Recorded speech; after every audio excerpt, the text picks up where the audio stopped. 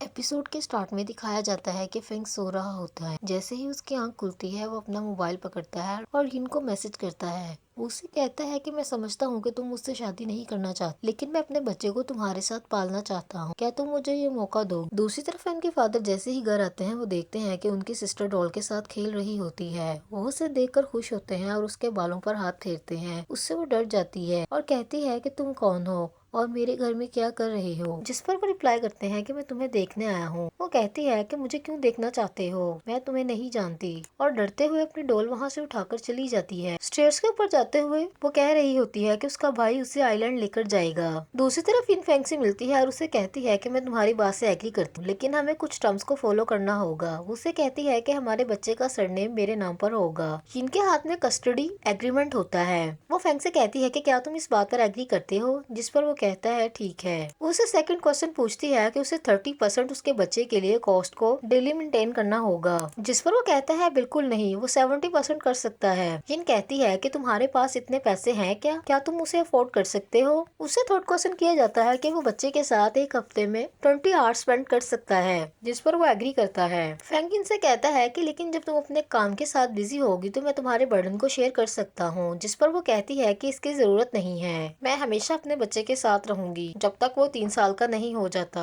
Frank उससे कहता है कि तुमने अपनी लाइफ के बारे में क्या सोचा है? जिस पर वो रिप्लाई करती है कि वो अब एक माँ है, इसलिए उसकी अपनी कोई जिंदगी नहीं है। वो फ्रैंक से कहती है कि अगर तुम एग्री हो तो मुझे बताओ, तुम्हें मेरी परवाह करने की जरूरत नहीं है। जिस पर फ्रैंक कहता है कि मैं इस सारे वाक्य का जिम्मेदार हूँ। जिस पर इन उसे गुस्से से कहती है कि ठीक है, तुम यहाँ से जा सकते हो। फ्रैंक कहता है कि वो नहीं जाएगा, वो यहाँ पर रुकना चाहता है। जिस पर वो दोबारा से उसे गुस्से में गेट आउट बोलती है। तभी वो जाने लगता है और कहता है कि ठीक है, मैं चला जाता हूँ, लेकिन मैं तुम्हारे लिए कुछ सप्लीमेंट्स लेकर आया हूँ जो तुम ले लेना। उसके जाते ही इन किसी को कॉल करती है और उसे कहती है कि क्या तुम्हारे पास कुछ टाइम है, मैं तुम्हें देखना चाहती हूँ। दूसरी तरफ फंगली और एन बेड पर सो रहे होते हैं। तभी फंगली फोन पर बात करती है और कहती है कि क्या हुआ। वो देखती है कि एन उसे हक कर लेता है। तभी वो फौरन से फोन सुनते हुए बेड से उठ जाती है। दूसरी तरफ एन की आंटी उसके फादर के रूम में जाती है और चीजों को चेक करने लगती है। तभी उसके हाथ में एक बॉक्स लगता है जिसमें बहुत सारे क्रिस्टल्स बॉल होते हैं, जिन्हें देखकर वो कहती है ब्रदर। दूसरी तरफ अगली फोन पर बात कर रही होती है कि तभी सिस्टम के फेल होने की आवाज आती है। वो फौरन से एन को उठाती है और उसे कहती है कि मुझे ऐसा लगता है कि सिस्टम दोबारा से फेल हो गया है। वो दोनों जल्दी से उठकर नीचे आते हैं और पूछते हैं कि क्या कोई है। तभी उनकी नजर नाश्ते की टेबल पर पड़ती है तो सब लोग नाश्ता करने के लिए बैठे होते हैं। ग्रैंडमा पूछती है कि तुम दोनों इतनी जल्दी कैसे उठ गए? जिस पर पंगली फौरन से लाइट ऑन करती है। ग्रैंडमा पूछती है कि क्या बात है, तो एन कहता है कुछ नहीं, हमें ऐसा लग रहा था जैसे पावर कट हुआ है। तभी ग्रैंडमा उन्हें कहती है कि इसमें ज्यादा डरने की क्या जरूरत है, बैठो तुम लोग, ब्रेकफास्ट करो। वो नोट करती है कि एन और फंगली के रंग उड़े हुए हैं। तभी वहाँ पर फौरन से मेड आती है और बताती है कि एन की आंटी अपने कमरे में नहीं है। वो कहती है कि उसने उसे लेडी रूम में चेक किया है, लेकिन वो वहाँ पर मौजूद नहीं है। तभी एन फौरन से उन्हें ढूंढने लगता है। सब लोग मिलकर उन्हें ढूंढते हैं। दूसरी तरफ लीलू लुयान को कॉल करके बताती है कि आंटी मिस हो गई है, हमने उन्हें बहुत ढूंढने की कोशिश की है लेकिन वो हमें नहीं मिली। तभी लुयान उसे कहता है कि तुम फिक्र मत करो, मैं आ रहा हूँ। दूसरी तरफ मिस्टर एन अपनी मदर से पूछते हैं कि आपको क्या लगता है कि सिस्टर कहाँ पर जा सकती है? जिस पर ग्रैंडमा रिप्लाई करती है, मुझे क्या पता, तुम मुझसे क्या पूछ रहे हो। तभी एन कहता है कि उन्हें पुलिस को कॉल करनी चाहिए ताकि वो 24 घंटे के अंदर अंदर आंटी को ढूंढ सके। तभी वहाँ पर लुयान आ जाता है और कहता है कि उसने आस पड़ोस में देख लिया है, लेकिन आंटी घर से बाहर नहीं गई, वो घर के अंदर ही मौजूद है। दूसरी तरफ फंगली बालकनी में खड़ी होती है कि तभी एन उसके ऊपर ब्लैंकेट ओढ़ता है। वो उससे पूछती है कि ग्रैंडमा कैसी हैं, जिस पर वो कहता है कि उन्हें पिल्स दे दी हैं और वो रेस्ट कर रही हैं। वो इनसे कहती है कि तुम्हें क्या लगता है आंटी इतनी जल्दी में कहाँ पर चली गई हैं, वो कैसे गायब हो सकती हैं। दूसरी तरफ सब घर वाले इकट्ठे बैठे होते हैं। लीलू इनसे कहती है कि तुमने घर के सर्वेंट्स को जाने के लिए क्यों बोला है? जिस पर एन कहता है कि मैं आप सब लोगों को कुछ बताना चाहता हूँ, इसलिए मैंने उन्हें जाने के लिए बोला है क्योंकि ये काफी सीरियस बात है। एन कहता है कि आंटी किसी के साथ इन्वॉल्व है, जिसमें ग्रैंडमा गुस्से में बोलती हैं कि क्या तुम पागल हो गए हो, ऐसा नहीं हो सकता। एन कहता है कि मेरा यकीन करें, ये दुनिया है और यहाँ पर सब कुछ पॉसिबल हो सकता है। दूसरी तरफ लुयान एन और फंगली को बताता है कि उन सब ने अभी आंटी को देखा है और उनके देखते देखते ही वो गायब हो गई हैं। जिस पर फंगली रिप्लाई करती है कि उसने भी आंटी को देखा है किचन में। ग्रैंडमा कहती है कि ये क्या हो रहा है।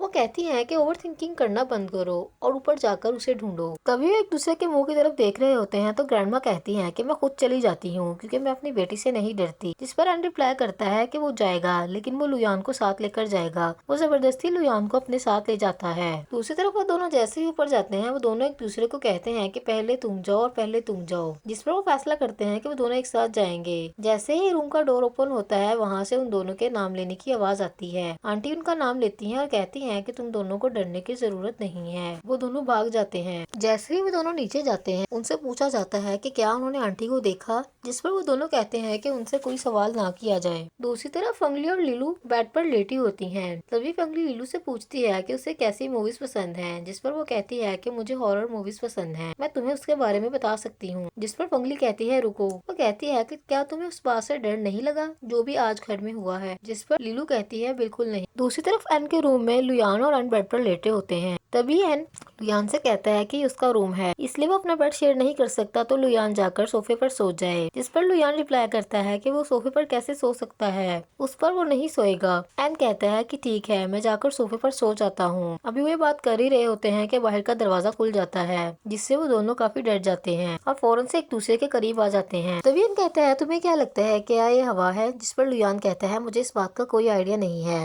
एन लुयान से कहता है कि जाकर दरवाजा बंद करो, जिस पर लुयान रिप्लाई करता है मैं कैसे कर सकता हूँ। एन कहता है कि तुम मुझसे बड़े हो इसलिए दरवाजा तुम बंद करने जाओगे। तभी वो लोग गेम प्ले करने लगते हैं और कहते हैं कि जो भी गेम को विन करेगा वो जीत जाएगा और दूसरा जाकर दरवाजा बंद करेगा। वो दोनों ही गेम को हार जाते हैं और दोनों जैसे ही दरवाजा बंद करने के लिए उठते हैं दरवाजा फौरन से खुद से बंद हो जाता है। वो दोनों डर के मारे आकर बेड पर बैठ जाते हैं। दूसरी तरफ फगली किचन में बैठी स्नैक्स खा रही होती है कि तभी वहाँ पर एन आ जाता है। वो उससे पूछती है कि तुम यहाँ पर क्या कर रहे हो, जिस पर वो उसे बताता है कि लुयान खराटे लेकर सो रहा है इसलिए वो उसके साथ नहीं सो सकता। फंगली एन से कहती है कि क्या तुम डर रहे हो, जिस पर एन एक्टिंग करते हुए कहता है बिल्कुल नहीं। जैसे ही फंगली वहाँ से उठने लगती है एन उसका बाजू पकड़ लेता है। फंगली कहती है कि तुम तो बिल्कुल नहीं डरते। एन रिप्लाई करता है कि अगर वो डरता है तो क्या वो उसके साथ रहेगी। फंगली प्यार से एन को लिप किस करने लगती है। तभी वहाँ पर आंटी का शैडो नजर आता है जिसमें वो क्लैपिंग कर रही होती है और किस कह रही होती है। फंगली और एन जैसे ही करीब जाते हैं एन फंगली से कहता है तुम रुको मैं आगे जाकर देखता हूँ। एन जैसे ही आंटी के करीब जाकर उन्हें छूने की कोशिश करता है तो वो देखता है कि वो उन्हें नहीं छू सकता और वो फौरन से डिसअपीयर हो जाती हैं। दूसरी तरफ फंगली और एन के फादर के रूम में जाते हैं। तभी फंगली को वहाँ से जमीन पर गिरा हुआ बिस्किट मिलता है जो कि आंटी खा रही होती हैं जब वो एन के फादर के रूम में आती है। इधर एन की नजर उसी बॉक्स पर पड़ती है जिसमें क्रिस्टल बॉल्स होती हैं जो कि आंटी ने देखा होता है। दूसरी तरफ एन वो बॉक्स लेकर ग्रैंडमा के रूम में आता है जहाँ उसके फादर ग्रैंडमा के पास होते हैं। वो उनसे पूछता है कि क्या ये बॉक्स उनका है। इसे देखते ही एन के फादर इमोशनल हो जाते हैं। एन के फादर फंगली और एन से कहते हैं कि अगर वो उन्हें इस बॉक्स के बारे में बताए तो क्या उनकी सिस्टर वापस आ सकती है। जिस पर फंगली कहती है कि हम आपको ये नहीं कह रहे कि आप हमें एक्सप्लेनेशन दें, लेकिन आप हमें कुछ बताएंगे तो हमें उम्मीद है कि आंटी का कुछ न कुछ पता चल जाएगा, क्योंकि हमें ऐसा लगता है कि इस बॉक्स को देखने के बाद ही वो गायब हुई हैं। जिस पर एन के फादर कहते हैं कि मैं नहीं जानता कि तुम लोग क्या कह रहे हो, लेकिन मैं अब इस सीक्रेट को और नहीं छुपा सकता। वो बताते हैं कि जब वो छोटे थे तो सब लोग उनकी सिस्टर की तारीफ करते थे कि वो ज्यादा स्मार्ट है और सब लोग समझते थे कि मैं एक यूजलेस इंसान हूँ। तभी वो फ्लैशबैक में देखते हैं कि जब वो छोटे होते हैं और उन्हें डांट पड़ रही होती है कि वो स्कूल में स्टडी पर फोकस क्यों नहीं करते। उनकी काफी इंसल्ट की जाती है कि वो एक बेवकूफ इंसान है और एन फैमिली के मेंबर होने के लायक नहीं है। वो कहते हैं कि उन्हें नहीं पता चला कि कब वो अपनी ही सिस्टर से नफरत करना शुरू हो। तभी वो फ्लैशबैक में देखते हैं कि जब उनकी सिस्टर उन्हें खेलने के लिए बोलती है और वो उस पर गुस्सा करते हैं और कहते हैं कि वो नहीं खेलेंगे। उसके हाथ में वही क्रिस्टल बॉल बॉक्स होता है जिसे वो गुस्से में फेंक देते हैं। सारे क्रिस्टल बॉल सीढ़ियों के नीचे गिर जाते हैं। तभी देखा जाता है कि उनकी सिस्टर सीढ़ियों के नीचे पड़ी होती है और उसके सर से खून निकल रहा होता है। तभी वहाँ पर ग्रैंडमा उनकी सारी बातें सुन लेती हैं और फौरन से कहती है कि इन सब के जिम्मेदार तुम हो, और एन के फादर को आकर स्लैप लगाती है। वो कहती है कि अगर तुम मेरी बेटी को टाइम पर हॉस्पिटल ले जाते तो आज उसकी ये कंडीशन ना हो। वो एन के फादर को कहती है कि इस घर से निकल जाओ और जब तक मैं मर न जाऊँ यहाँ पर वापस मत आना। है कि मिस्टर एन घर से बाहर निकलते हैं और अपनी गाड़ी के करीब जाते ही मुड़कर एक दफा घर को देखते हैं और गाड़ी के अंदर बैठ जाते हैं। दूसरी तरफ देखा जाता है कि मिस्टर एन ड्रिंक करते हुए अपनी यंगर सिस्टर की बातों को फ्लैशबैक में याद करते हैं जब वो उन्हें कहती है कि जब वो उनके साथ आइलैंड जाएगी तो वो उन्हें प्रोटेक्ट करेंगे। दूसरी तरफ वहाँ पर दो चोर खड़े होते हैं जो मिस्टर एन के ड्रिंक करने का और वहाँ पर किसी के ना होने का फायदा उठाते हुए उन्हें हिट करते हैं। वो उनसे वॉलेट लेने की कोशिश करते हैं और उन्हें मारते हैं, जिस पर मिस्टर एन उन्हें कहते हैं कि कि मेरा वॉलेट मुझे वापस कर दो। तभी वो उसमें से पैसे निकालते हैं, उन्हें मारते हैं, उस वॉलेट को वहाँ फेंक कर चले जाते हैं। मिस्टर एन के वॉलेट में उनकी बचपन की और उनकी बहन की बचपन की तस्वीर होती है। दूसरी तरफ ग्रैंडमा के हाथ से चाय का कप गिर जाता है। फंगली और ग्रैंडमा से पूछते हैं कि क्या बात है, जिस पर वो कहती हैं कि वो काफी स्ट्रेस फील कर रही हैं। वो कहती हैं कि उन्हें समझ नहीं आ रही उनकी बेटी कहाँ पर होगी और वो कब घर वापस आएगी। तभी सिस्टम अपीयर होता है और वो फंगली और एन को बताता है कि उन्होंने एन फैमिली का टास्क कंप्लीट कर लिया है। दूसरी तरफ वो लोग जैसे ही ग्रैंडमा से बात करने लगते हैं, वो देखते हैं कि ग्रैंडमा अपनी जगह पर नहीं होती। वो दोनों परेशान हो जाते हैं। एन कहता है कि ये लास्ट टाइम की तरह ही हुआ है। वो दोनों लीलू और लुयान को आवाजें देने लगते हैं। तभी सिस्टम अपीयर होता है और उन्हें बताता है कि ये सिस्टम की गई सेटिंग है, जिसकी वजह से कैरेक्टर डिसअपीयर्ड हो रहे हैं। सिस्टम उन्हें कांग्रेचुलेशन बोलता है कि उन्होंने अपना टास्क कंप्लीट किया है। वो उन्हें बताता है कि आंटी की मेमोरी सिस्टम की वजह से ही डिलीट हुई है। दूसरी तरफ सिस्टम के थ्रू आंटी अपीयर होती है और वो फंगली और एन को कहती है कि वो बहुत खुश है, इसलिए उन दोनों को खुद को ब्लेम करने की जरूरत नहीं है। जैसे ही आंटी गायब होती है, तभी वहाँ पर एक पिक्चर आ जाती है। फंगली जैसे ही उस पिक्चर उठाकर देखती है, वो देखती है कि पूरी एन फैमिली उस पिक्चर में ऐड होती है। दूसरी तरफ एज अ सिस्टम के थ्रू आंटी की पिक्चर हर जगह से गायब हो जाती है। दूसरी तरफ लुयान की जब आँख खुलती है, वो देखता है कि वो एन के रूम में होता है। तभी वो जल्दी से फौरन से बाहर आता है तो लीलू उससे पूछती है कि तुम इसके कमरे में क्या कर रहे थे, जिस पर वो रिप्लाई करता है कि उसे नहीं पता। दूसरी तरफ जब उसका सामना एन से होता है तो वो उसे कहता है कि तुम मुझे बताओ कि कल रात में तुम्हारे कमरे में कैसे पहुंचा, जिस पर एन कहता है कि तुम कल रात मेरे कमरे में खुद आए थे, क्या तुम्हें याद नहीं। दूसरी तरफ फंगली बालकनी में खड़ी फैमिली पिक्चर को देख रही होती है कि तभी वहाँ पर एन आता है। वो उसे कहता है कि क्या तुम अभी तक आंटी के बारे में सोच रही हो, जिस पर फंगली कहती है हाँ, मुझे इस बात का दुख है कि वो हमारे टास्क की वजह से डिसअपीयर हुई है। फंगली कहती है कि हमारे लिए ये सिर्फ एक गेम और फेक है, लेकिन उसके लिए ये हर चीज रियल है। फंगली एन से कहती है कि वो इस घर को बहुत मिस करेगी, जिस पर एन रिप्लाई करता है कि हम जल्द ही वापस आएंगे। दूसरी तरफ फंगली जिन से मिलने उसके घर जाती है, एन भी उसी के साथ जाता है। इधर जिन अपनी हाई हील्स को देखकर रो रही होती है। वो इमोशनल हो जाती है क्योंकि अब वो प्रेगनेंसी की वजह से उन्हें यूज नहीं कर सकती, जिस पर फंगली उसे तसल्ली देते हुए कहती है कि तुम फिक्र मत करो, बहुत जल्द तुम ये दोबारा से पहन सकोगी। दूसरी तरफ डोर पर बेल होती है। जिन जैसे ही दरवाजा खोलती है, सामने फैंग खड़ा होता है। फैंग उसे कहता है कि वो उसे देखने के लिए आया है, क्या वो अंदर आ सकता है, जिस पर फंगली कहती है बिल्कुल नहीं, मेरे घर में गेस्ट आए हुए हैं। जैसे ही वो फैंग को दिखाने लगती है, एन और फंगली चुप जाते हैं। जिन फैंग से कहते हुए दरवाजा बंद कर देती है कि वो दोबारा उसे नहीं देखना चाहती और दरवाजे के साथ लगकर खड़ी हो जाती है। फैंग दोबारा से बेल देता है, जिस पर जिन उसे कहती है तुम्हारा मसला क्या है। फैंग उसे कहता है कि ठीक है, तुम मुझे नहीं देखना चाहती, लेकिन मैं तुमसे यहाँ पर सिर्फ तुम्हारे लिए बात करने आया हूँ। उसे कहता है कि उसने एग्रीमेंट साइन करते हुए सोचा कि इनको सबसे पहले खुद को खुश रखने की जरूरत है, उसे अपना ख्याल रखने की जरूरत है और जैसी लाइफ वो स्पेंड करना चाहती है वो कर सकती है। वो अच्छे कपड़े पहन सकती है, अच्छा खाना खा सकती है, हर जगह जा सकती है और नए फ्रेंड भी बना सकती है, जैसा कि वो पहले किया करती थी। इन सब कुछ सुनकर काफी इमोशनल हो जाती है और दरवाजा खोल लेती है। वो फैंग से कहती है कि क्या वो उसे हक कर सकती है। तभी फैंग उसे जल्दी से हक कर लेता है। दूसरी तरफ फैन और फंगली ये सब कुछ देख रहे होते हैं। एन फंगली से कहता है कि क्या वो उसे इस तरह गले लगा सकता है, जिस पर फंगली उसे चुटकी काटती है और वो दोनों स्माइल करने लगते हैं। दूसरी तरफ मिस्टर एन की असिस्टेंट उनके कैबिन में आती है और उन्हें बताती है कि एयरलाइन टिकट की अगर उन्हें जरूरत है तो वो टिकट बुक्स करने के लिए कॉल कर सकते हैं, जिस पर वो सरप्राइज होकर कहते हैं आइलैंड। तभी असिस्टेंट बताती है कि आप हर साल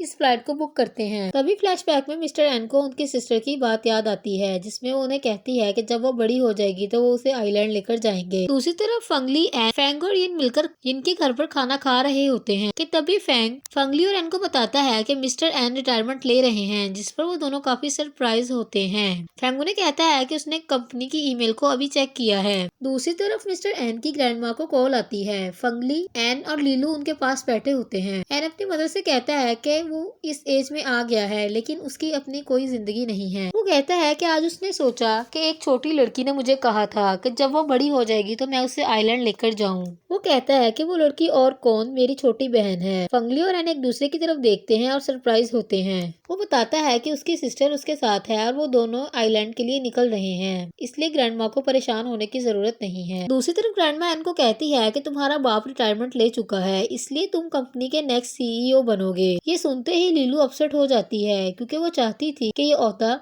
लुयान को मिले।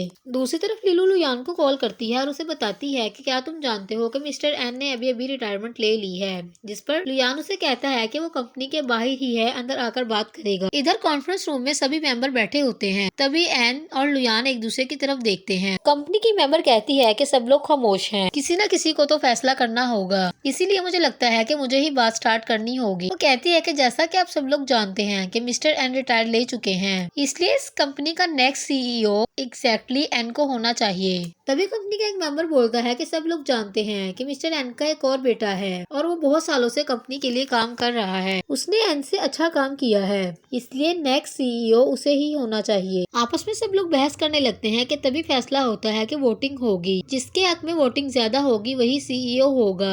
एन के हक में ज्यादा वोट आए, जिसकी वजह से वो सीईओ अनाउंस हो गया। तभी लुयान वहाँ से जाने लगता है तो एन उसे कहता है रुको, मैं तुम्हें वोट करता हूँ। वो सब लोगों से कहता है कि आप लुयान के किए गए काम को नहीं भूल सकते कि उसने कंपनी के लिए कितनी वफादारी और मेहनत से काम किया है। लुयान एन को हैरत की नजर से देखता है। दूसरी तरफ एन फंगली को हक करता है और उसे कहता है कि ऑलमोस्ट सब कुछ क्लियर होने वाला है, जिस पर फंगली कहती है कि हाँ, तुमने लुयान के हक में वोट दिया है तो जल्द ही सब कुछ ठीक हो जाएगा। एन फंगली से कहता है कि अगर लुयान विन करता है तो क्या तुम उसका साथ दोगी, जिस पर फंगली कहती है कि अगर तुमने दोबारा ये बात की तो मैं तुम्हें कत्ल कर दूंगी। एन उसे दोबारा से गले लगा लेता है। फंगली उसे हौसला देते हुए कहती है कि फिक्र मत करो, सब कुछ ठीक होगा। दूसरी तरफ लुयान एन को कहता है कि तुमने ये सब कुछ क्यों किया, जिस पर एन कहता है कि मैंने क्या किया। वो एन से कहता है कि मुझे तुम्हारी हमदर्दी की बिल्कुल जरूरत नहीं है, मैं अपनी मेहनत से सब कुछ हासिल कर सकता हूँ। दूसरी तरफ जॉइन ग्रुप के सामने आकर टैक्सी रुकती है, जिसमें से लुयान की मदर का एक्स हस्बैंड निकलता है, जिसका नाम न्यू है। वो किसी से बात करते हुए सुनाई देता है कि अगर उसने उसके पैसे आज वापिस ना किए तो वो उसको नहीं छोड़ेगा। उसके मुंह पर ऑलरेडी जख्म के निशान होते हैं। दूसरी तरफ वो जैसे ही कंपनी के अंदर जाता है, वो गेटकीपर से कहता है कि उसे लुयान से मिलना है, जिस पर वो उसे कहता है कि ऐसे तुम उससे नहीं मिल सकते जब तक तुम्हारे पास अपॉइंटमेंट लेटर ना हो।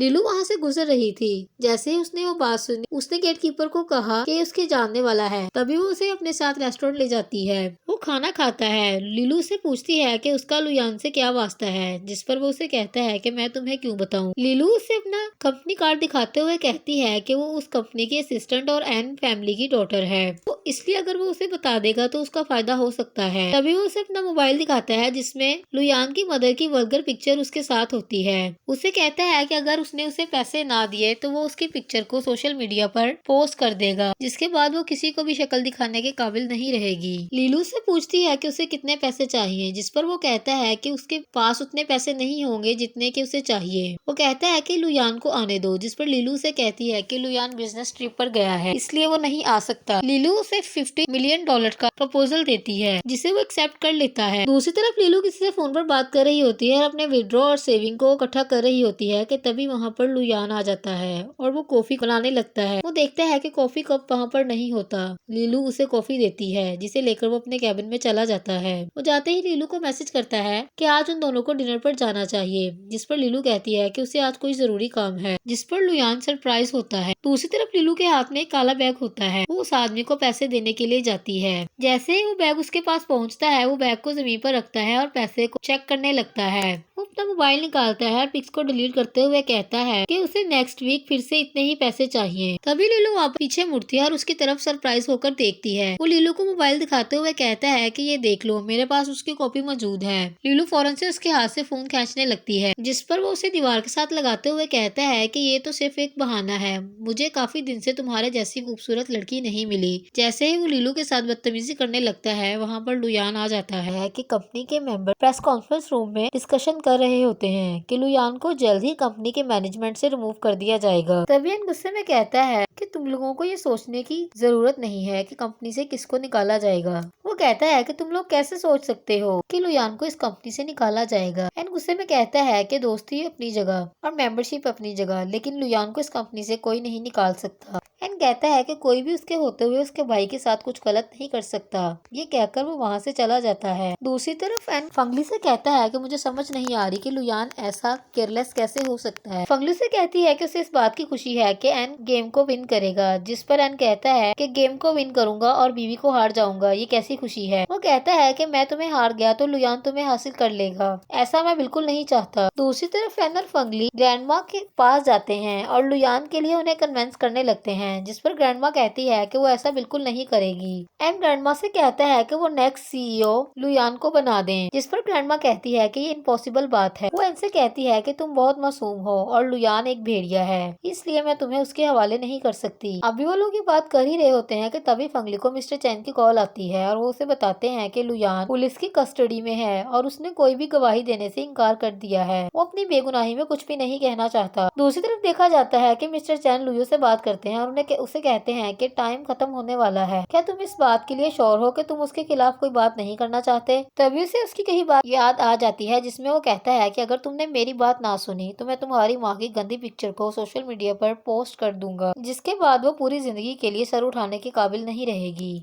वो मिस्टर चैन को कहता है कि उसकी वजह से उसकी माँ मुश्किल में है, इसलिए वो उसे सबक सिखाना चाहता है। इसलिए वो चाहता है कि मिस्टर चैन उसके मामले में ना आए और उसकी मदद के लिए ना आए। दूसरी तरफ लीलो मिस्टर चैन से मिलती है और उनसे पूछती है कि लुयान ने कुछ कहा, जिस पर वो कहते हैं कि लुयान अपनी बेगुनाही में कुछ नहीं कहना चाहता और वो नहीं चाहता कि मैं उसकी हेल्प करूं। दूसरी तरफ लीलो जैसे ही घर वापस आती है एन उससे पूछता है कि तुम बता दो कि उस दिन क्या हुआ था, जिस पर उसे लुयान की कही बात याद आती है, जिसमें फ्लैशबैक में देखती है कि लुयान उसे कहता है कि वो इस बात के बारे में किसी से कुछ नहीं कहेगी, जिस पर लीलू उससे सॉरी करती है और कहती है कि मैं तुम्हें कुछ नहीं बता सकती और वहाँ से चली जाती है। दूसरी तरफ फंगली बेड पर बैठी नॉवल पढ़ रही होती है कि तभी एन वहाँ पर आकर उछलने लगता है। फंगली उसे कहती है कि ये बहुत बड़ी बात नहीं है, तुम क्या कर रहे हो, जिस पर एन कहता है कि क्या लुयान पागल हो चुका है। फंगली उसके दोनों लिप्स को अपने हाथ में लेती है और उसे किस करने लगती है। उसे कहती है कि काम डाउन, सब कुछ बहुत जल्द ठीक हो जाएगा। फंगली एन से कहती है कि उसे ऐसा लगता है कि लीलू इस बारे में कुछ ना कुछ जरूर जानती है। दूसरी तरफ लीलू टैक्सी से उतरती है कि तभी उसे कॉल आती है कि उसके पास सिर्फ 30 मिनट हैं। अगर उसने 30 मिनट में पैसे नहीं दिए तो कुछ ऐसा होगा जैसा वो बिल्कुल नहीं चाहती, जिस पर लीलू रिप्लाई करती है कि वो पैसे लेकर आ रही है। लीलू पैसे लेकर जैसे ही वहाँ से अंदर जाती है फंगली और एन उसे जाता देख लेते हैं। दूसरी तरफ फंगली पैसे लेकर उसी जगह पर जाती है। न्यू से कहता है कि लड़की तुम काफी पाबंद हो। वो कहता है कि अगर तुम थोड़ी भी लेट होती तो मैं इन पैसों को बढ़ा कर लेता, जिस पर वो उसे कहती है कि मैं सिर्फ लुयान की वजह से चुप हूँ। लीलू से कहती है कि तुम्हारा और कितना इरादा है हमें इस तरह से ब्लैकमेल करने का। वो लीलू से कहता है कि अगर उसने उसे पैसे देने से इनकार कर दिया या उसे पैसे नहीं दिए तो लुयान सारी जिंदगी जेल में सड़ेगा, इसलिए अगर उसे उसकी जरा सी भी परवाह है तो वो उसके कहने पर चले और जितने पैसे वो कहे वो उसे देती जाए। उसे कहता है कि क्या मैं तुम्हें टच कर सकता हूँ, जिस पर लीलू को गुस्सा आता है और वो उससे कहती है कि तुम मुझे टच कर हिम्मत कैसे कर सकते हो। जैसे ही वो उसके करीब आता है वो उसे इलेक्ट्रिक शॉक देती है, जिससे वो बेहोश हो जाता है। वो अपने पर्स में से चाकू निकालती है कि तभी वहाँ पर एन और फंगली आ जाते हैं। फंगली लीलू को आवाज देती है और पूछती है कि क्या वो ठीक है। वो फौरन से चाकू को अपनी जेब में रख लेती है। फंगली उससे पूछती है कि मुझे बताओ कि क्या वाकया है, जिस पर वो फंगली को सारी बात बताती है कि ये आदमी किस तरह उसे पिक्स के बेस पर ब्लैकमेल करता है। फंगली से कहती है कि अगर तुम वाकई में लुयान को बचाना चाहती हो तो तुम्हें मिस्टर चैन के पास मेरे साथ चलना होगा और जाकर उन्हें सारी बात बतानी होगी। उसे कहती है कि तुम लुयान की फिक्र मत करो, उसे कुछ नहीं होगा। दूसरी तरफ न्यू को जैसे ही होश आता है वो देखता है कि एन उसके सामने खड़ा होता है। वो उठते उसे कहता है कि तुम यहाँ पर क्या कर रहे हो और वो लड़की कहाँ है, जिस पर एन उसे कहता है कि मैं तुमसे माफी चाहता हूँ लेकिन मैं अब लुयान के साथ हूँ और तुम्हें जो भी बात करनी है मुझसे करो। वो उठते ही अपना फोन ढूंढने लगता है। एन उसे उसका मोबाइल दिखाते हुए कहता है कि ये वही सबूत है ना जिसकी वजह से लुयान इस वक्त जेल में है। उसे कहता है कि उसे सिर्फ पैसे चाहिए, वो किसी और चीज के बारे में नहीं सोचता और ना ही जानना चाहता है। एन उसे कहता है कि उसका खेल ऑलमोस्ट खत्म हो चुका है। वो ओटिया को बुलाता है और उससे बात करने लगता है, जिस पर न्यू उसे कहता है कि क्या तुम पागल हो। तभी सिस्टम शो होता है और वो न्यू को डिसअपियर कर देता है, जिस पर वो अजीब से एक्ट करने लगता है। एन कहता है कि क्या तुम अच्छा फील कर रहे हो। तभी वो उसका कलर ब्लैक कर देता है, जिस पर वो सरप्राइज होने लगता है और एन से डरने लगता है। वो एन को कहता है कि वो मॉन्स्टर है। एन उसे कहता है कि अगर उसने फिर से लुयान के साथ कुछ भी गलत करने की कोशिश की तो उसके साथ अच्छा नहीं होगा। दूसरी तरफ लुयान की बेल हो जाती है। ऑफिसर उसे बताता है कि न्यू ने अपना केस वापस ले लिया है। दूसरी तरफ लीलू किचन में काम कर रही होती है कि तभी फंगली उसके पास आती है। वो उससे पूछती है कि वो क्या कर रही है, जिस पर वो कहती है कि ऑटम फेस्टिवल आने वाला है, वो उसके लिए प्रिपरेशन कर रही है। बातों बातों में फंगली से पूछती है कि तुम्हारा लुयान के बारे में क्या ख्याल है, जिस पर वो नर्वस हो जाती है। फंगली से कहती है कि तुम्हें नर्वस होने की जरूरत नहीं है। वो कहती है कि तुम्हें लुयान के साथ ट्रिप पर चलना चाहिए, तुम ग्रैंडमा के बारे में मत सोचो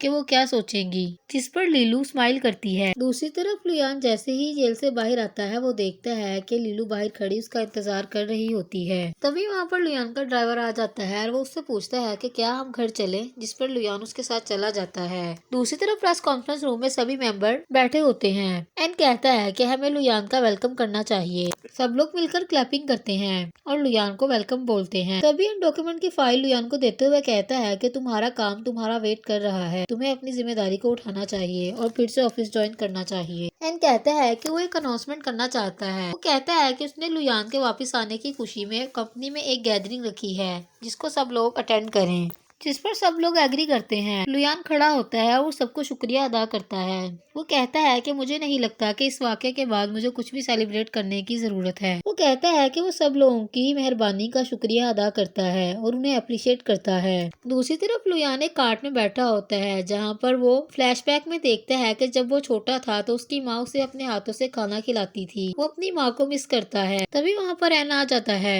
उसे कहता है कि तुम ऐसे रिएक्ट क्यों कर रहे हो और अपने आप को मुश्किल में क्यों डालना चाहते हो, जिस पर लुयान उसे कहता है यहाँ से चले जाओ। वो कहता है कि तुम्हारी हिम्मत कैसे हुई मुझे फॉलो करने की, जिस पर एन कहता है कि मेरी ड्यूटी है तुम्हें प्रोटेक्ट करने की। लुयान उसे गुस्से में बोलता है कि क्या तुम पागल हो।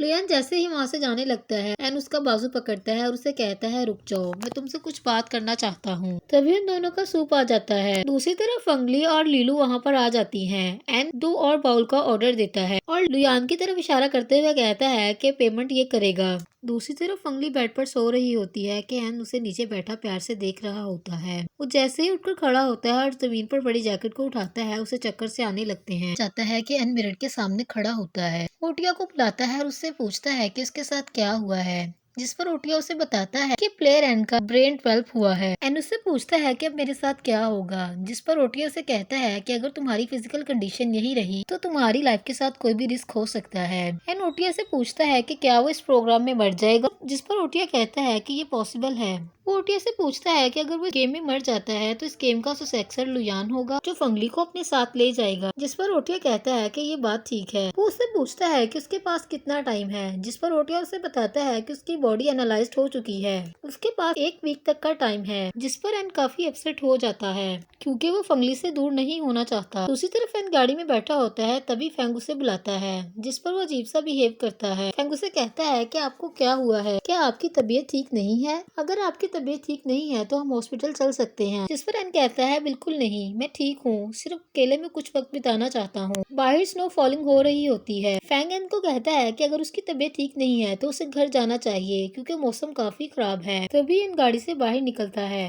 दूसरी तरफ लुयान किसी से कॉल पर बात कर रहा होता है कि तभी वो देखता है कि लीलू स्नो फॉलिंग के सीन को एंजॉय कर रही होती है। वो उसके पास जाकर खड़ा हो जाता है। लीलू से कहती है कि ये कितना खूबसूरत मंजर है। वो लीलू को देखकर स्माइल करने लगता है। दूसरी तरफ फैन स्नो फॉलिंग को देखकर सैड हो जाता है और वो सोचता है कि जब वो मर जाएगा तो फंगली कैसे अकेले रहेगी, वो उसे मिस करेगी, लेकिन वो उसकी आंखों में आंसू नहीं देख सकता। दूसरी तरफ फंगली बोनफायर के पास बैठी लैपटॉप पर अपना काम कर रही होती है कि तभी उसकी नजर बाहर पड़ती है तो देखती है कि स्नो फॉलिंग हो रही होती है। वो फौरन से विंडो के पास जाती है और पर्दा हटाकर स्नो फॉलिंग को देखने लगती है। तभी वो इनको मैसेज करती है कि आज वो काम के बाद हॉटपॉट एंजॉय करने के लिए चलेंगे। दूसरी तरफ फैन को जैसे ही पता चलता है कि ये अब रोड से अपने मुल्क वापस आई हुई है तभी उसके माइंड में एक आइडिया आता है। वो उससे मिलने जाता है, जिस पर यूनुस से बताती है कि सुपरमार्केट वाले इंसिडेंट के बाद उसके फादर ने उसे बिजनेस से अनटच कर दिया है, इसलिए वो कुछ देर के लिए वापस आई है। वो इनको बताती है कि वो जल्द ही अब्रॉड वापस चली जाएगी और जाकर अपना बिजनेस स्टार्ट करेगी और उसके बाद अपने बॉयफ्रेंड से शादी कर लेगी। जिस पर एन उससे सरप्राइज होकर पूछता है शादी। तभी वो अपने बॉयफ्रेंड की पिक एन को दिखाती है और अपने बॉयफ्रेंड का इंट्रो करवाती है। वो बताती है कि उसका नाम चार्ल्स है। इन उसे कहती है कि गौर से देखो, ये तुमसे ज्यादा हैंडसम है, जिस पर एन उसे कंग्रेचुलेशन बोलता है। इन इनसे कहती है तो तुम चाहते हो कि मैं तुम्हारे साथ एक एक्ट प्ले करूं ताकि तुम्हारी गर्लफ्रेंड तुम्हें नापसंद करे, जिस पर एन रिप्लाई करता है कि वो भी बहुत खूबसूरत और जवान है और मैं नहीं चाहता कि वो मेरे साथ बंधी रहे। इन उसे कहती है कि मैं तुम्हारा साथ देना तो नहीं चाहती, लेकिन मैं फंगली के मुंह पर परेशानी देखना चाहती हूँ और वो सैडनेस देखना चाहती हूँ जो उसने मेरे लिए क्रिएट की है। तभी वो जानबूझकर एन के क्लोज होती है और वो दोनों पिक्चर्स क्लिक करवाते हैं, जिससे साफ जाहिर हो रहा होता है कि उन दोनों के दरमियान में अफेयर है। दूसरी तरफ एन जैसे ही घर आता है वो जानबूझकर अपने नेक पर लव बाइट को प्रोमिनेंट करवाता है। जैसे ही मेड उसके रूम में आती है वो उसे कहती है कि तुमने इतना स्ट्रॉन्ग परफ्यूम क्यों लगाया हुआ है, जिस पर वो अपना कोट उसके हाथ में देकर चला जाता है। दूसरी तरफ वो जैसे ही फंगली के पास जाता है वो उसे कहती है कि तुम काफी लेट हो और जानबूझकर अपने लव बाइट को परमानेंट करवाने लगता है। फंगली उसी में उसे कहती है कि तुम्हारी हिम्मत कैसे हुई लेट आने की, मैंने तुम्हें ऑलरेडी बताया था कि आज हम हॉटपॉट ट्राई करने जाएंगे। एन उसे कहता है कि क्या तुमने नोटिस नहीं किया कि आज मेरे साथ कुछ मुख्तलिफ हुआ है, जिस पर फंगली उसकी गर्दन पर निशान देखकर कहती है कि क्या तुम्हारी गर्दन पर चोट आई है। तभी बाहर से आवाज आती है। जिन फोटोग्राफर से उसने फेक पिक्स बनाई होती हैं वो फंगली के घर पर आ जाते हैं और जानबूझकर उसके सामने एक्ट करने लगते हैं। वो आते ही फंगली को देखते हुए कहते हैं कि हमें यकीन है कि आप एन की वाइफ हैं, जिस पर वो कहती है हाँ मैं। तभी वो अपने बैग में से वो फेक पिक्स निकालते हैं और फंगली के सामने रख देते हैं। वो फंगली से कहते हैं कि क्या आप जानती हैं आपके शोहर ने मिस यिन से छुपकर शादी की हुई है और ये तस्वीरें इस बात का सबूत है। फंगली जैसे ही तस्वीरें देखती है उसे गुस्सा आता है। दूसरी तरफ एन सोचता है कि मुझे माफ कर दो, मुझे तुमसे खुद से दूर करने के लिए ये सब करना पड़ रहा क्योंकि मैं तुम्हें तकलीफ में नहीं देख सकता। फंगली वो तस्वीरें टेबल पर रखते हुए कहती है कि मेरे साथ मजाक मत करो क्योंकि मैं अपने शोहर को अच्छे तरीके से जानती हूँ। तुम लोगों से ये काम किसने करने के लिए बोला है? तुम लोगों ने ये काम पैसे के लिए किया है। फंगली उन पर गुस्सा करती है और उन्हें कहती है कि मेरे घर से निकल जाओ। तभी एन उन्हें इशारा करता है और कहता है कि यहाँ से निकलो। वो जानबूझकर प्रिटेंड करता है जैसे वो उन्हें डांट रहा हो। तभी वो घर के बाहर जाते हुए उन्हें एक्स्ट्रा पेमेंट करता है और कहता है कि फौरन यहाँ से निकल जाओ। दूसरी तरफ एन इनको दोबारा कॉल करता है और उसे कहता है कि मैं तुम्हारी डिमांड मानने के लिए तैयार हूँ, तुम सिर्फ लास्ट टाइम मेरी हेल्प कर दो। जिस पर इनसे कहती है कि मैं तुम्हारी बात सिर्फ एक ही सूरत में मान सकती हूँ, अगर तुम हमारी प्रोडक्ट को अपने सुपरमार्केट में चलाओ और उसके अच्छे कस्टमर क्रिएट करो। जिस पर एन कहता है कोई प्रॉब्लम नहीं है। दूसरी तरफ यिन एन से मिलने के लिए उसके ऑफिस आती है। तभी सब लोग उसे हैरत की नजर से देखते हैं। दूसरी तरफ देखा जाता है कि वहाँ पर फंगली, यिन और एन मौजूद होते हैं। यिन फंगली से कहती है कि तुम नहीं जानती और कोई भी नहीं जानता कि एन अभी भी मुझसे प्यार करता है, तुम अभी तक इसके साथ क्यों मौजूद हो? जिस पर फंगली से कहती है कि मैं जानती हूँ कि तुम्हारी स्टोरी सिर्फ वन साइडेड है। तभी यिन एन का बाजू पकड़ते हुए इसे अपने करीब करते हुए कहती है कि तुम ये बात एन से पूछ सकती हो। एन फंगली की तरफ देखता है और दिल ही दिल में सोचता है कि मुझे माफ कर देना, मुझे तुम्हें अपने से दूर करने के लिए यही रास्ता मिला। और वो हाँ में सर को हिलाता है। जिस पर फंगली कहती है तो ठीक है, तुम इसे अब्रॉड लेकर जाओगी। जिस पर वो कहती है हाँ। फंगली कहती है कि तुम दोनों एक दूसरे के प्यार में पागल हो और मैं तुम दोनों के दरमियान में एक रुकावट हूँ। जिस पर यिन स्माइल करते हुए कहती है कि तुमने बिल्कुल ठीक कहा। तभी फंगली अपना फोन पर करते हुए कहती है कि चार्ल्स तुमने सब कुछ सुन लिया। तभी यिन उसे हैरत की नजर से देखती है। तभी फंगली फ्लैशबैक में देखती है कि जब उसने इनकी सिस्टर से कॉल करके कंफर्म किया होता है कि वो यहाँ पर शादी के सिलसिले में आई है, जिस पर वो उसे बताती है नहीं, वो यहाँ पर अपने प्रोडक्ट्स के बिजनेस के लिए आई। फंगली अपना फोन स्पीकर पर लगाती है। तभी चार्ल्स कहता है कि यिन तुमने मेरे साथ धोखा किया है, तुम इस आदमी को अपने साथ लेकर जाना चाहती हो। जिस पर वो कहती है बिल्कुल नहीं, मेरी बात सुनो, मुझे एक्सप्लेन करने दो। चार्ल्स कहता है कि वो कुछ भी सुनना नहीं चाहता और सब कुछ खत्म हो गया है। फंगली चार्ल्स से कहती है कि तुम यिन से बात करो ताकि तुम दोनों के दरमियान की मिसअंडरस्टैंडिंग खत्म हो और यिन तुम्हें बहुत अच्छी तरह एक्सप्लेन करेगी। तभी फंगली फोन को कट करते हुए कहती है कि अगर तुम किसी और मुसीबत में नहीं पड़ना चाहती तो आइंदा याद रखना कि इस किस्म का मजाक यहाँ पर मत करना। यिन गुस्से से एन की तरफ देखते हुए कहती है कि तुम दोनों का मैं पूछ लूंगी, तुम दोनों ने एक बार फिर से मेरे साथ धोखा किया है। इनके जाते ही फंगली एन से पूछती है कि अब तुम मुझे बताओ कि ये सब क्या है। वो 1 और 2 3 का टाइम देती है। जैसे ही वो 3 गिनती है एन बेहोश होकर जमीन पर गिर जाता है। दूसरी तरफ एन को जैसे ही बेडरूम में होश आता है फंगली से बताती है कि ओटिया ने उसे सब कुछ बता दिया है। जिस पर एन रिप्लाई करता है कि मैं तुमसे माफी चाहता हूँ कि मैं तुम्हारे साथ और ज्यादा टाइम नहीं स्पेंड कर सकता। जिस पर फंगली गुस्से से अपना हाथ उससे छुड़ाते हुए कहती है कि तुमने ये कैसे सोच लिया कि तुम मर जाओगे। फंगली ओटिया को बुलाती है और उससे पूछती है कि अगर एन इस गेम में जीतता है तो क्या वो जिंदा बच जाएगा। जिस पर ओटिया कहता है बिल्कुल। तभी एन को हौसला देते हुए कहती है कि हम इस गेम को विन करेंगे, तुम इस बात की फिक्र बिल्कुल मत करो, बस मेरा साथ दो। इधर फंगली और एन ग्रैंडमा को राजी करते हैं कि वो लुयान को उनके साथ कंपनी में काम करने दे। जिस पर ग्रैंडमा कहती है ये रिस्क मैं बिल्कुल नहीं ले सकती क्योंकि लुयान एक भेड़िया है और एन एक मासूम बच्चा है। फंगली और एन ग्रैंडमा को कन्विंस करते हैं कि लुयान को उनके साथ काम करने दिया जाए ताकि वो कंपनी को बेहतर वे में लेकर चल सके। तभी ग्रैंडमा एन को और फंगली को अपनी दोस्त किन के बारे में बताती है और कहती है कि ये मेरी बेस्ट फ्रेंड है और चेयरमैन की बेवा है। ये हमारी कंपनी के लिए बहुत फायदे की बात होगी अगर वो हमारे साथ काम करेगी, हम उसके साथ बिजनेस डील करने वाले हैं। दूसरी तरफ किन ग्रैंडमा के घर पर आ जाती है और वो दोनों आपस में बात करने लगती हैं। किन ग्रैंडमा से कहती है कि मैं जानती हूँ कि तुमने मुझे बिजनेस डील के लिए यहाँ पर इनवाइट किया है। ग्रैंडमा उसे कहती है कि मैं जानती हूँ कि तुम्हारा शोहर इस दुनिया में नहीं है और तुम्हारे बच्चे अब्रॉड में रहते हैं, तुम यहाँ पर बहुत अकेली हो। दूसरी तरफ लुयान जैसे ही दरवाजा खोलता है, ग्रैंडमा उसे कहती है कि तुम यहाँ पर क्या कर रहे हो। किन जैसे ही उसे देखती है, वहाँ पर एन भी उसके साथ आ जाता है और कहता है कि मैंने लुयान को यहाँ पर आने के लिए बोला है ताकि वो किन ग्रैंडमा से इंट्रो करवा ले। वो बताता है कि वो उसका भाई लुयान है। तभी किन ग्रैंडमा लुयान को देखते हुए कहती है कि लुयान काफी खूबसूरत है क्योंकि इसकी माँ भी काफी खूबसूरत लेडी है। पता नहीं मिस्टर एन ने उसे क्यों छोड़ा। लुयान मिस किन को हेलो बोलता है और उसे कहता है कि वो अपने भाई की हेल्प करने के लिए इस मीटिंग में शामिल हुआ है। तभी किन ग्रैंडमा कहती है कि वो सिर्फ एन के प्रोजेक्ट के लिए काम करेगी, वो लुयान के साथ काम नहीं करेगी। जिस पर लुयान उसे कहता है कि मैं जो एन ग्रुप का एक मेंबर हूँ और मैंने अपनी सलाहियत और ऑब्लिगेशंस पर ये सब कुछ काम सीखा और किया है। जिस पर किन कहती है कि तुम एक नाजायज बच्चे हो और खुद को एन फैमिली का हिस्सा कहते हो। तभी जैसे ही एन रिप्लाई करने लगता है, ग्रैंडमा गुस्से में आती है और कहती है कि बहुत हुआ। ग्रैंडमा कहती है कि हम यहाँ पर बिजनेस डील करने के लिए बैठे थे, ना कि झगड़ा करने के लिए। जिस पर किन ग्रैंडमा कहती है कि तुम बिल्कुल ठीक कहती हो, कुछ लोगों ने यहाँ पर आकर मूड को स्पॉइल किया है। ग्रैंडमा किन पर गुस्सा करते हुए कहती है कि तुम एक नॉनसेंस लेडी हो, तुम हमारी कंपनी मेंबर हो, लेकिन मेरे घर के मामलात में बोलने की तुम्हारी हिम्मत कैसे हुई। उसे कहती है कि तुम्हारी अपनी क्या पहचान है कि तुम लुयान के बारे में ये सब कुछ बोल रही हो। है कि फंगली एन की बाहों में सो रही होती है। तभी एन प्यार से उसकी तरफ देखता है और उसे किस करता है। दूसरी तरफ लुयान जैसे ही अपने घर के बाहर आता है, वो देखता है कि एन वहाँ पर ऑलरेडी खड़ा होता है। लुयान एन से पूछता है कि वो यहाँ पर क्या कर रहा है।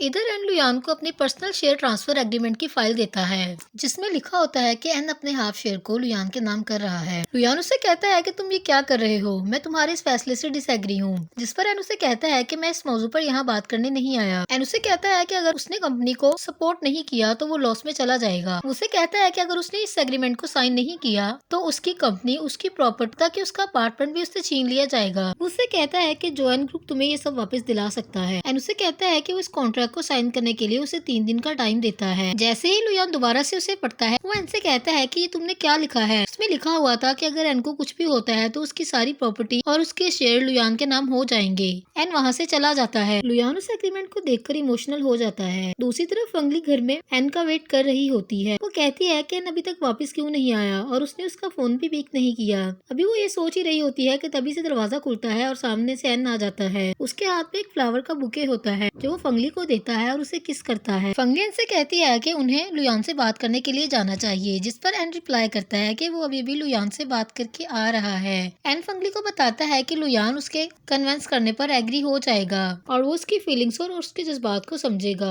दूसरी तरफ फंगली और एन रिलैक्स होकर अपने कमरे में बैठे होते हैं। तभी वो ओटिया को बुलाती है और उसे कहती है कि अब हम काफी रिलैक्स फील कर रहे हैं क्योंकि हमें अपनी गेम की फिक्र नहीं है, हमने सारे टास्क को कंप्लीट किया है। जिस पर ओटिया रिप्लाई करता है कि अभी भी तुम लोगों के हाइट टास्क रहते हैं जो तुम लोगों ने कंप्लीट करने हैं। तभी वो दोनों सरप्राइज होकर एक दूसरे की तरफ देखने लगते हैं। दूसरी तरफ फेंग और यिन हॉस्पिटल में मौजूद होते हैं। फेंग इनको कहता है कि उसे नर्वस होने की जरूरत नहीं है। जिस पर वो शोर मचाती है और उसे कहती है कि अगर उसे कुछ भी हुआ तो वो फेंग को नहीं छोड़ेगी। तभी फेंग उसे कहता है कि तुम ऐसी बातें क्यों कर रही हो, मैं मरने से पहले तुम लोगों को खुश देखना चाहता हूँ। नर्स उन दोनों से कहती है कि उन दोनों को अपनी वॉइस को धीमा रखना चाहिए क्योंकि ये हॉस्पिटल है। तभी फेंग उससे सॉरी बोलता है और कहता है कि इसका फर्स्ट टाइम है इसलिए ये डर रही है। दूसरी तरफ फंगली अपने घर पर चाइल्ड केयर डॉक्टर को इनवाइट करती है। फंगली और एन मिलकर ये काम करते हैं क्योंकि वो ये और फेंग के दरमियान की दूरियों को खत्म करना चाहते थे। वो दोनों जैसे ही उसके घर पर जाते हैं, टेबल पर डॉल्स रखी होती हैं और सामने फंगली, एन और डॉक्टर खड़ी होती है। यिन फंगली से कहती है कि ये सब क्या है। जिस पर फंगली कहती है कि तुम न्यूली पेरेंट्स हो इसलिए मैं तुम दोनों को ये प्रैक्टिस दिलवाना चाहती हूँ ताकि तुम दोनों के आने वाले बच्चे के लिए कोई प्रॉब्लम खड़ी ना हो। तभी वो डॉक्टर को इशारा करते हैं। डॉक्टर फेंग और यिन से कहती है कि बच्चे के लिए सबसे बेहतर चीज ये है कि उसके पेरेंट्स के दरमियान में प्यार होना चाहिए ताकि बच्चे को एक हेल्थी और प्लेजेंट एनवायरनमेंट प्रोवाइड किया जाए। डॉक्टर यिन और फेंग से कहती है कि उन दोनों को एक दूसरे को आई लव यू बोलना चाहिए। डॉक्टर फेंग से कहती है कि पाप होने के नाते आपको पहले बोलना चाहिए। फेंग जैसे ही इनको आई लव यू बोलने लगता है वो काफी नर्वस फील करता है। जिस पर इनको गुस्सा आता है और वो डॉक्टर से कहती है कि हमें ये पार्ट अभी स्किप कर देना चाहिए, मैं यहाँ से जाना चाहती हूँ। और वो फौरन से फंगली के घर से निकल आती है। जैसे ही फेंग उसके पीछे आता है वो उसे कहती है कि तुम्हें मेरे पीछे आने की जरूरत नहीं है। फेंग के शोल्डर में इनका बैग होता है और वो उसके पीछे चल रहा होता है। फेंग इनसे कहता है कि तुम ऐसा क्यों बोल रही हो।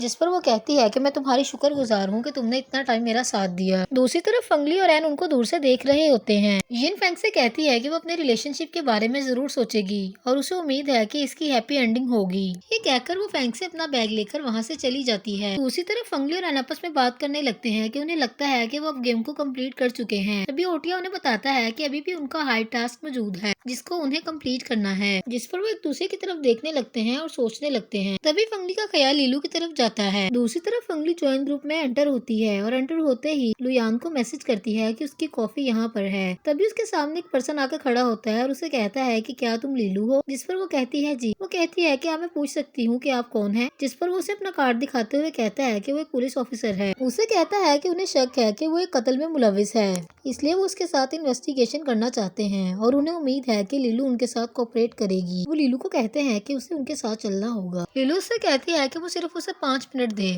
उससे कहती है कि वो उसे फॉलो कर सकता है। वो 5 मिनट बाद उसके साथ जाएगी। दूसरी तरफ लीलू लुयान के कैबिन में जाती है। वो फोन पर किसी से बात कर रहा होता है। वो लीलू से कहता है कि वो यहाँ पर क्या कर रही है, क्योंकि लुयान मीटिंग के लिए जा रहा है, जिस पर वो कहती है इट्स ओके। वो लुयान को मोहब्बत भरी निगाहों से देखने लगती है और उसके शोल्डर से उसकी टाई को सेट करने लगती है, जिस पर लुयान उसे मोहब्बत की नजर से देखता है। तो लीलू वहाँ से चली जाती है। दूसरी तरफ लुयान का ड्राइवर उसे बताता है कि पुलिस लीलू को अपने साथ ले गई है, जिस पर लुयान फौरन से गाड़ी में बैठता है और लीलू की तलाश में निकल जाता है। वो गाड़ी फुल स्पीड में चलाता है कि तभी उसके सामने कार आती है और उसका एक्सीडेंट हो जाता है। दूसरी तरफ फंगली, एन और ग्रैंडमा इमरजेंसी रूम के बाहर बैठे होते हैं। ग्रैंडमा लुयान की वजह से काफी परेशान होती है। जैसे ही डॉक्टर बाहर आता है, एन उससे पूछता है कि लुयान कैसा है, जिस पर डॉक्टर कहता है कि उसकी तबीयत अभी ठीक नहीं है, उसे खून की फौरन जरूरत है। जिस पर वो लुयान का ग्रुप बताते हुए कहता है कि ये डोनर उनके पास अवेलेबल नहीं है। ग्रैंडमा उसे कहती है कि उसका डोनर सेम है, जिस पर डॉक्टर कहता है कि हमें बहुत ज्यादा खून की जरूरत है, इसलिए ये खून हम आपसे नहीं ले सकते